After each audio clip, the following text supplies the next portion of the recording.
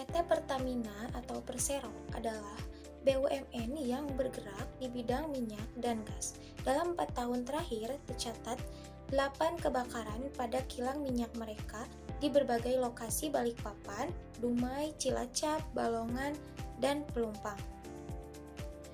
Yang pertama, di sini saya akan membahas tentang identifikasi dan uraikan bahaya apa saja yang seharusnya diantisipasi oleh PT Pertamina. Yang pertama, ada bahaya kebakaran dan ledakan. Mengingat PT Pertamina beroperasi di bidang minyak dan gas yang sangat mudah terbakar, bahaya kebakaran dan ledakan adalah yang paling utama.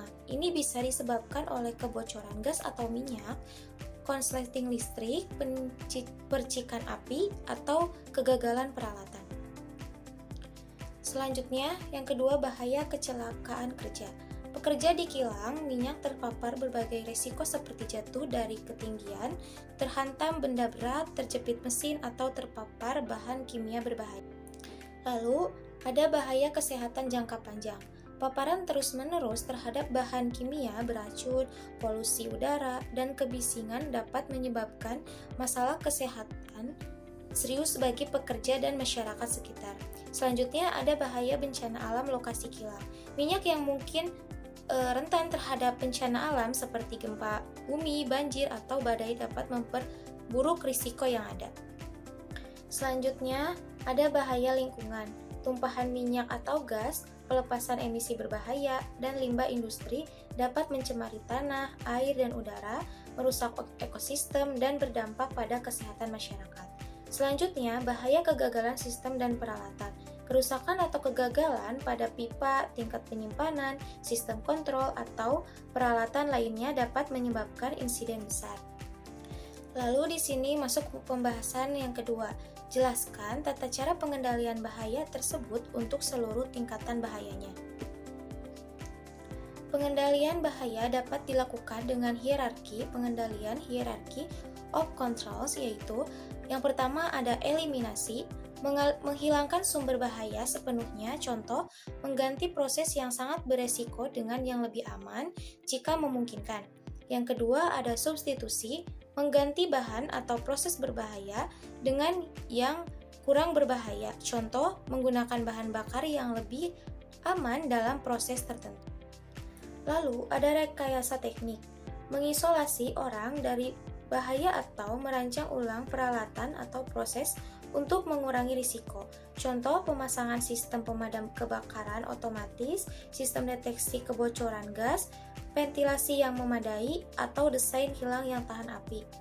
Lalu ada kontrol administratif, yaitu mengubah cara orang bekerja. Contoh, penerapan standar operasional, prosedur yang ketat, pelatihan rutin, rotasi kerja untuk mengurangi paparan, izin kerja panas, dan prosedur tangkap darurat yang jelas. Lalu, alat pelindung diri, yaitu perlindungan individu kepada pekerja. Contoh, penyediaan helm, sarung tangan tahan api, sepatu safety, kacamata pengaman, masker gas, dan pakaian pelindung. APD harus menjadi pilihan terakhir setelah semua upaya pengendalian lainnya tidak memungkinkan atau tidak efektif. Selanjutnya, masuk ke pembahasan yang ketiga, jelaskan standar operasional HSE yang wajib diterapkan pada industri tersebut. Standar operasional HSE, Health Safety and Environment, yang wajib diterapkan pada industri minyak dan gas seperti Pertamina meliputi yang pertama, manajemen risiko, prosedur untuk identifikasi bahaya, penilaian risiko, dan penentuan langkah-langkah mitigasi yang efektif. Ini mencakup hazard identification, risk assessment, and risk control. Lalu ada perizinan kerja, sistem formal untuk mengontrol pekerjaan yang berpotensi berbahaya, misalnya pekerjaan panas, pekerjaan di ruang terbatas, pekerjaan di ketinggian. Pekerjaan listrik untuk memastikan bahwa suatu tindakan pencegahan telah diambil. Lalu ada keselamatan proses.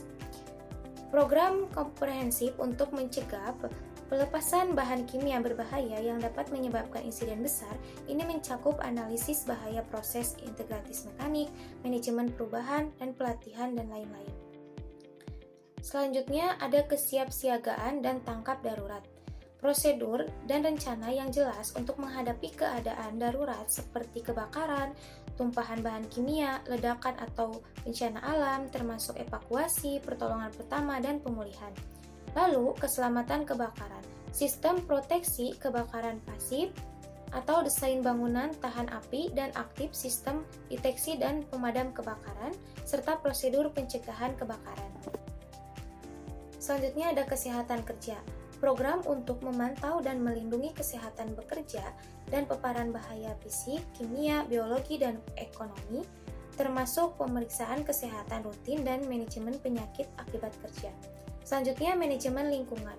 Prosedur untuk mengelola limbah emisi udara dan effluent serta upaya konservasi sumber daya dan pencegahan pencernaan lingkungan ini mencakup kepatuhan terhadap regulasi lingkungan. Nah, dan untuk yang terakhir, pengelolaan kontraktor prosedur untuk memastikan bahaya kontraktor yang bekerja di fasilitas Pertamina juga mematuhi standar HSE yang sama. Mungkin itu pembahasan yang bisa saya sampaikan, dan sebelumnya ada kesimpulan.